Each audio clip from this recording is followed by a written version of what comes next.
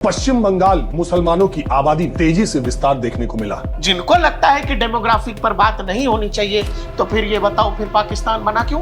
अवैध धर्मांतरण और घुसपैठ लोगों को मूर्ख बना करके जो जाल में फंसाते हैं ये लोग। बंगाल में कितने हिंदू थे, आज कितने बचे? मुसलमानों की बढ़ती आबादी के पीछे कारण क्या है, ये सोचने वाली बात है कि हिंदू मुसलमान अगर हो रहा है उसके पीछे कारण क्या है। आप इस देश के लोकतांत्रिक ढांचे को, संवैधानिक ढांचे को खतरे में डाल रहे हैं। तब एसआईआर नहीं होना चाहिए। क्यों? एक खास समूह को परेशान किया जा रहा है, उसके ऊपर अत्याचार हो रहा है। बंगाल के अंदर जो है एक तूफान पल रहा है। चुनाव आयोग नहीं है, ये बीजेपी का आयोग है। कैसे वहां पर टीएमसी के विधायक जीत जाते हैं? ममता दीदी सरकार में कैसे हैं? दर्शकों, इस देश में लंबे समय से एक बहस चल रही है कि क्या बंगाल का इस्लामीकरण हो रहा है, क्या बंगाल का बांग्लादेशीकरण हो रहा है। बांग्लादेश का जो कट्टरपंथ वाला रहा हाल फिलहाल हमने देखा, उसका प्रभाव क्या वेस्ट बंगाल में भी है। लेकिन वहां दीदी की सरकार है, दीदी की सरकार हमेशा मना करती रही, लड़ती रही, झगड़ती रही। लेकिन देश में इस बात की चर्चा रही कि बंगाल में कुछ ऐसा हो रहा है जिस पर बात करना जरूरी है। लेकिन अब तक ये देश बंगाल पर बात करने से बचता रहा। हम भारतीयों की एक दिक्कत है, दिक्कत यह है कि जो जरूरी विषय है, जिन पर बात किया जाना चाहिए, जिन पर खुलकर बोलना चाहिए, जिन पर खुलकर चर्चा होनी चाहिए, उसको हम सेकुलरिज्म का जामा पहना देते हैं। कह देते हैं ओ सेकुलर होना है तो जिन पंडितों को आपने कश्मीर से निकाला उस पर बात मत करिए, सेकुलरिज्म खतरे में आ जाएगा। 370 पर भी बात मत करिए, सेकुलरिज्म पहले खतरे में आ जाता था। राम मंदिर पर बात मत करिए, सेकुलरिज्म खतरे में आ जाता है। ज्ञानवापी पर बात मत करिए, सेकुलरिज्म खतरे में आ जाता है। इस पर बात मत करिए। अलग अलग जिलों में, देश के अलग अलग हिस्सों में बढ़ रही डेमोग्राफिकल चेंज के बारे में बात मत करिए, सेकुलरिज्म खतरे में आता है। आप हिंदू मुस्लिम कर रहे हैं। बिहार जैसे राज्य के 4-5 जिलों की डेमोग्राफी बदल गई, जहां 30 से 70% तक मुसलमान हो गए। बिहार जैसे राज्य में कहा गया कि मत बात करिए, सेकुलरिज्म खतरे में आ जाता है। ऐसा ही बंगाल का जब इस्लामीकरण लगातार होता रहा, उस पर भी जब जब लोगों ने बात करने की कोशिश की, कहा गया कि आप तो हिंदू मुसलमान करते हैं, आप सेकुलर नहीं हैं, आप इस देश के लोकतांत्रिक ढांचे को, संवैधानिक ढांचे को खतरे में डाल रहे हैं, आप धर्मनिरपेक्षता के खिलाफ हैं, आप कम्युनल पॉलिटिक्स करते हैं, या फिर आप कम्युनल हैं, आप राइट विंगर हैं, या जो भी। लेकिन जब हम ये कह रहे हैं तो आपको ये बताते हैं कि कोटरी के पत्रकार हैं, हमारे सीनियर रहे हैं, मैंने उनके अंडर में काम किया, सालों काम किया, व्यक्तिगत रूप से बड़े अच्छे आदमी। लेकिन दिक्कत यह है कि वो जो पत्रकार हैं वो एक खास समूह के बड़े पसंदीदा पत्रकार हैं। उनको लगता है कि निष्पक्ष पत्रकारिता कर रहे हैं तो यही माहौल बताते हैं, असल माहौल यही बता पाते हैं। लेकिन जब माहौल क्या है वाले पहुंचे वेस्ट बंगाल में राहुल जी, तो उन्होंने जो बंगाल का माहौल देखा तो सिहर उठे और फिर आकर के बताया कुछ। अब जो बताया है वो पूरे इंटरनेट पे वायरल है। जो चीज माहौल क्या है वाले राजीव सर जाकर के वेस्ट बंगाल में देखे हैं, वो दिल्ली में रहकर भी लोगों को ऐसा नहीं है कि नहीं पता है, जाके देखना पड़ेगा, ऐसा भी नहीं है। ये उनको पहले भी पता था, लेकिन जब जाके देखे हैं तो अब बता रहे हैं। दिल्ली में लोगों को, आम जनमानस को पता है कि वेस्ट बंगाल में क्या हो रहा है, या जो बंगाल की राजनीति देखता समझता है। बावजूद इसके वो वाली बात है कि आप शुतुरमुर्ग की तरह रेगिस्तान की रेत में जो है सर घुसाए बैठे हैं कि लगता है कि तूफान थोड़ी आएगा, गर्दन आंख से देखेंगे नहीं तो तूफान आएगा नहीं। लेकिन बंगाल के अंदर जो है एक तूफान पल रहा है। दर्शकों, जब हम डेमोग्राफिकल चेंज की बात, हम लोगों ने कई वीडियोस किए हैं, डीएनपी पे है, आप देख लेना। जब हम डेमोग्राफिकल चेंज की बात करते हैं तो उसमें मुर्शिदाबाद, मालदा, उत्तरी दिनाजपुर, इन जैसे कम से कम 8 से 10 जिले हैं जहां पर 40 से 80% तक मुस्लिम आबादी हो गई। राजीव जी बंगाल गए हुए थे, बोले कि मैं तो बंगाल गया हुआ था, कलकत्ता से सुल्तानपुर या क्या नाम बताया कि मुझे बांग्लादेश बॉर्डर तक जाना था, 70 किलोमीटर का पैस था, 3 घंटे की यात्रा थी। आप यकीन मानिए, हम लोग यहाँ से मेरठ जाते हैं तो आपको रोड के दोनों साइड कई सैकड़ों बीघे खाली प्लॉट मिल सकते हैं, जो राजीव जी ने देखा वो ये है, जो वरिष्ठ पत्रकार बता रहे हैं कि भाई 70 किलोमीटर के उसके पैच में राहुल जी दोनों ही तरफ कहीं कोई खाली प्लॉट नहीं, मार्केट ही मार्केट, मार्केट ही मार्केट, मार्केट ही मार्केट। और उन मार्केट्स में 70% दुकानों के जो मालिक हैं वो मुसलमान हैं। उन दुकानों में मुझे लगता है कि 70% से ज्यादा दुकानें मुसलमानों की। और वो आगे ये बताते हैं कि ऐसा दिखने को समय उनको लगा कि पिछली जनगणना में जैसे मुर्शिदाबाद, मालदा, उत्तरी दिनाजपुर जैसे जिले जो मुस्लिम आबादी में आगे बढ़ गए थे, जो मुस्लिम बहुसंख्यक जिले हो गए थे, अब वो कह रहे हैं कि नहीं, मुझे ऐसा लगता है कि वेस्ट बंगाल के और भी कई जिले मुस्लिम बहुल हो गए होंगे। पश्चिम बंगाल में मुसलमानों की आबादी बहुत तेजी से बढ़ती हुई दिखाई दे रही है। ये संभावना जब वो बता रहे हैं, तब दर्शकों मैं आपसे ये चाहता हूं कि आपको महान वैज्ञानिक नासा वाले शर्जील इमाम को एक बार जरूर सुनना चाहिए। ये मैं पहले भी शायद अर्ज कर चुका हूँ, 5 लाख लोग हमारे पास हों ऑर्गेनाइज्ड, तो हम हिंदुस्तान और नॉर्थ ईस्ट को परमानेंटली कट कर सकते हैं। पर परमानेंटली नहीं तो कम से कम 1 महीने के लिए तो कट कर ही सकते हैं। मतलब इतना मवाद डालो पटरियों पर, रोड पे, उनको हटाने में 1 महीना लगे, है कि नहीं? जाए एयरफोर्स से, असम को काटना हमारी जिम्मेदारी है। असम और इंडिया कट के अलग हो जाए, तभी ये हमारी बात सुनेंगे। असम में जो मुसलमानों का हाल है आपको पता है, सीए नाफिज हो चुका है, वहाँ डिटेंशन कैंप में लोग डाले जा रहे हैं, है ना? और वहाँ तो खैर कत्लेआम चल रहे हैं, 6-8 महीने पता चलेगा सारे बंगालियों को मार दिया गया, हिंदू हो या मुसलमान।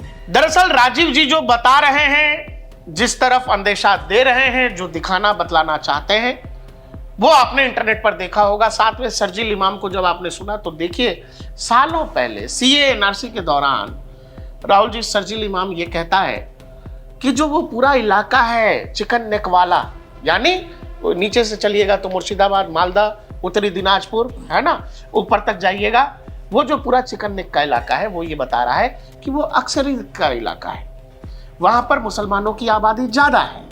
और खासकर उन इलाकों में जैसे हाईवेज हैं, एक्सप्रेसवेज हैं और मेन रोड के बगल के जमीन के इलाके जो हैं वो मुसलमानों के हैं। तो वो ये कह रहा है कि ये हमारे हाथ में है कि हम उन रोड को ब्लॉक्स कर दें, उन इलाकों को ब्लॉक्स कर दें, इंडियन आर्मी का मूवमेंट रोक दें, नॉर्थ ईस्ट को अलग कर दें। आप ये समझ रहे हो ये कितना बड़ा खतरा है? शर्जील इमाम जो बोल करके गया है, आप उसको भी भूल जाओ।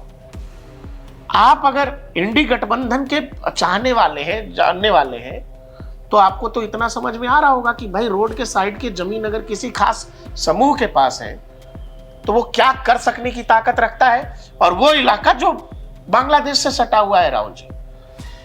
और जिनको लगता है कि डेमोग्राफिक पर बात नहीं होनी चाहिए, तो फिर ये बताओ, फिर पाकिस्तान बना क्यों, बांग्लादेश बना क्यों? जिनको ये लगता है कि डेमोग्राफी पर बात करने से इस देश का हिंदू जो है सेकुलर ना होके कम्युनल हो जाएगा, तो ये बताओ कि पाकिस्तान में हिंदुओं की संख्या क्यों घट गई भाई? बांग्लादेश में हिंदुओं की संख्या क्यों घट गई भैया? वहां तो इस्लाम के नाम पर बंटवारा कश्मीर में पंडितों को क्यों भगा दिया?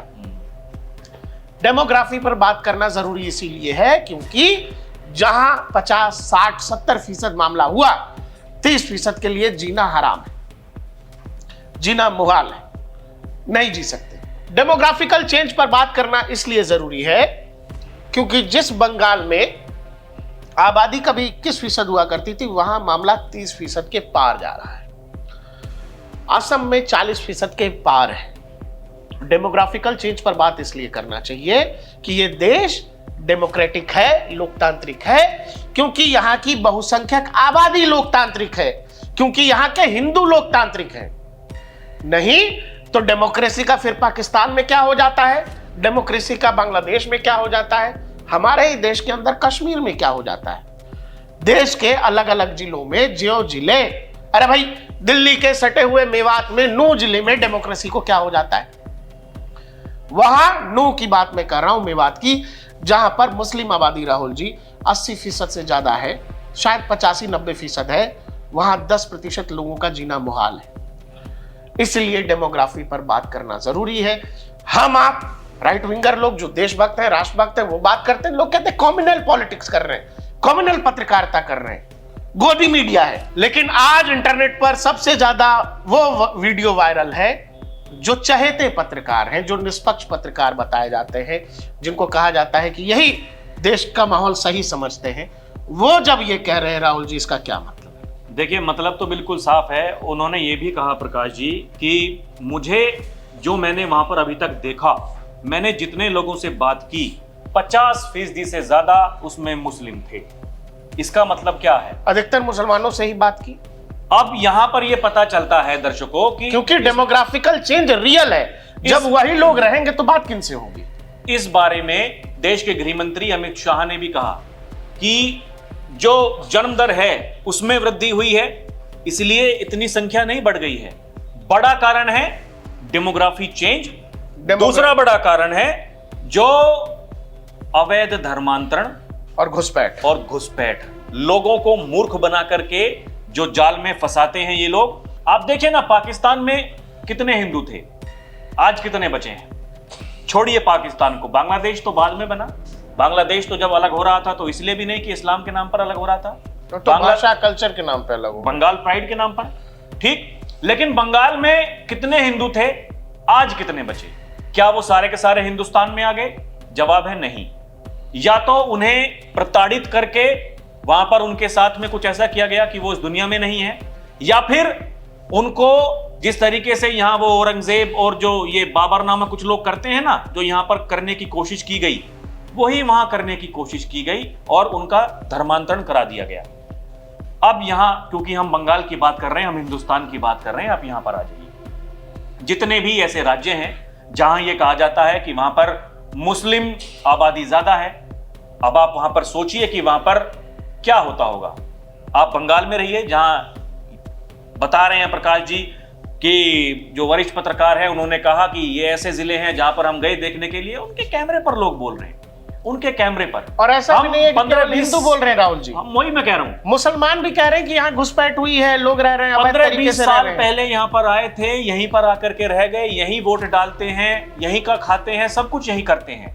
15-20 साल से किसकी सरकार है? 15-20 साल से पहले बंगाल में किसकी सरकार थी? कोई पूछे? सब कुछ ठीकरा बीजेपी पर फोड़ना है, क्योंकि बीजेपी कम्युनल राजनीति कर रही है, ध्रुवीकरण कर रही है, इसलिए हिंदू मुसलमान करती है। लेकिन सवाल यह है कि हिंदू मुसलमान अगर हो रहा है, उसके पीछे कारण क्या है? छोड़ दीजिए, हिंदू मुसलमान नहीं करते हैं। अगर हिंदू मुसलमान होता तो भाई साहब बताइए, जो मुस्लिम वर्ग है, जो सरकार की जन कल्याणकारी योजनाएं हैं, उसमें कितना लाभ वो उठा रहे हैं। और देश में मतदाता प्रतिशत क्या है मुसलमान? मतदान प्रतिशत कितना है, और सबसे बड़ी बात की जो भागीदारी है उसमें उनकी हिस्सेदारी कितनी है। तो कहने को तो आप कुछ भी कह लीजिए, एक बड़ा वर्ग वो यहां दिल्ली में सुप्रीम कोर्ट पहुंच गया, भाई साहब एसआईआर नहीं होना चाहिए। क्यों? एक खास समूह को परेशान किया जा रहा है, उसके ऊपर अत्याचार हो रहा है। अब आप बताइए, सुप्रीम कोर्ट के जज ये कह रहे हैं दर्शकों कि हमें जब बिहार में ये एसआईआर हो रहा था तो डर लग रहा था कि पता नहीं क्या होगा, क्या बवाल होगा, क्योंकि एक तो चुनाव का समय, भाई इतने, यही तो सबसे पहले सवाल यही तो किया गया, आपको करना था तो पहले करते, चुनाव से पहले क्यों कर रहे हैं? चुनाव आयोग ने किया, सब कुछ हो गया, कोई दिक्कत नहीं हुई, 65 लाख लोगों के वोट भी कट गए, 65 आदमी सड़कों पर नहीं उतरे, इस बात से भी दिक्कत। और अब जब बंगाल में हो रहा है तो बंगाल की मुख्यमंत्री सड़कों पर है, एसआईआर नहीं होने देंगे। पहले तो ये कहा गया, अब कह रहे हैं एसआईआर नहीं होना चाहिए, ये बीजेपी का आयोग है, चुनाव आयोग नहीं है, ये बीजेपी का आयोग है। वही चुनाव आयोग जब वहां आज तक वोट कराते आया है, तो कैसे वहां पर टीएमसी के सांसद जीत जाते हैं, कैसे वहां पर टीएमसी के विधायक जीत जाते हैं, ममता दीदी सरकार में कैसे हैं, किसके बूते हैं, कौन वोट करता है? जो वोट कर रहा है वो हिंदुस्तान का व्यक्ति है कि नहीं है, बंगाल का है कि नहीं है, क्या वो बांग्लादेशी है, क्या वो रोहिंग्या है? अगर इसकी पड़ताल हो और यह जांचा जाए कि जो लोग यहां बंगाल में रहने वाले हैं, जो बंगाल के हैं, जिन्होंने यहां जन्म लिया है, वही रहेंगे यहां पर या फिर वही वोट करेंगे, अगर ऐसा हो रहा है तो फिर दिक्कत क्यों है?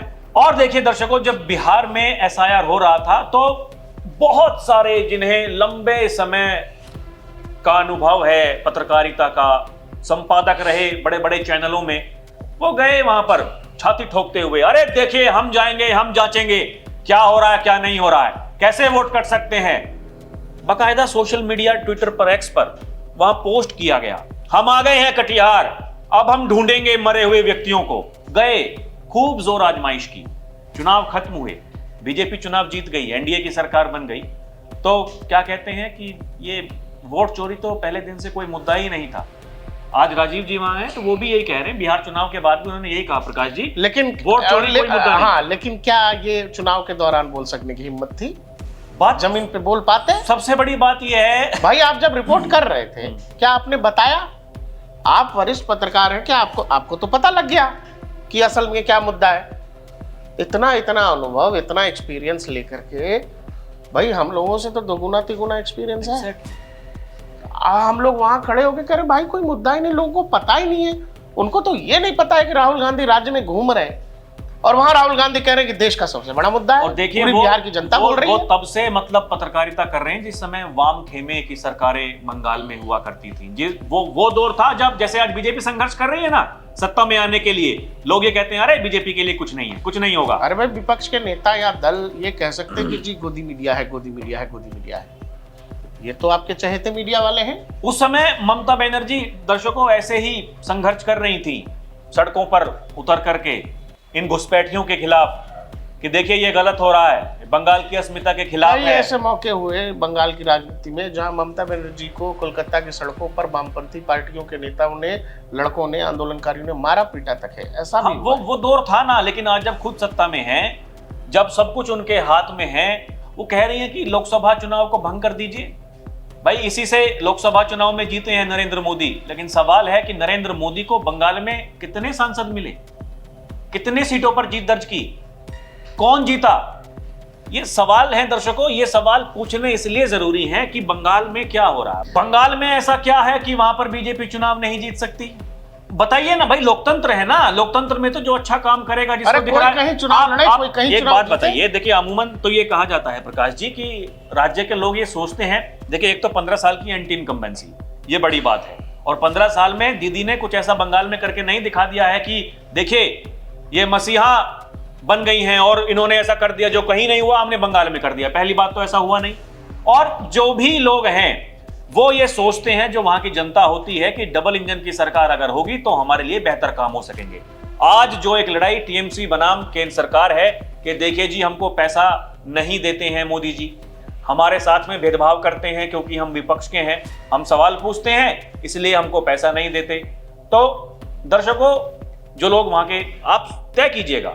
हम दिल्ली चुनाव में थे, हमने कवर किया, तो वहां के लोग ये कह रहे थे, हमसे कहा ऑन माइक, उन्होंने कहा कि देखिए हम ये चाहते हैं कि अब की बार बदलाव हो। कि जी क्यों चाहते हैं? इसलिए चाहते हैं क्योंकि केंद्र सरकार बीजेपी की है, यहाँ के जो उपराज्यपाल हैं वो बीजेपी के हैं, और अगर यहाँ पर विधानसभा में बीजेपी की सरकार बन जाएगी तो हमारे लिए कुछ काम होंगे। क्योंकि वहां जो पहले सरकार थी भाई, केंद्र के साथ में उनकी नहीं बनती थी, आपस में लड़ाई होती थी। तो जनता आखिर में यही सोचती है कि ऐसी सरकार हो भाई जहां हमारा काम चल जाए। बिहार में हमने यही देखा, एंटी इनकम्बेंसी नीतीश कुमार के खिलाफ कहते हैं 20 साल से मुख्यमंत्री हैं, उसके बावजूद जीत गए। क्यों जीत गए?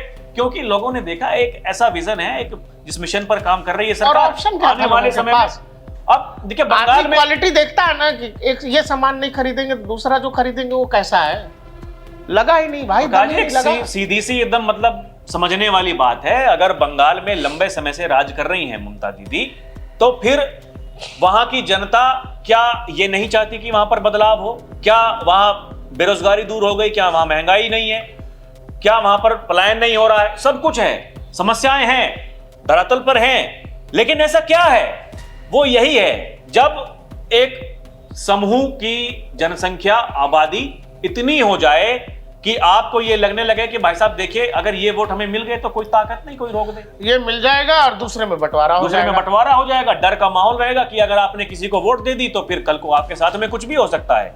हम ऐसा इसलिए कह रहे हैं क्योंकि देखा है 2021 के विधानसभा चुनाव के बाद में, देखा है जो स्थिति वहां पर थी, जिस तरीके से जिन्हें पता लगा ये बीजेपी के कार्यकर्ता हैं, इन्होंने वोट दी, उनके घरों को जला दिया गया।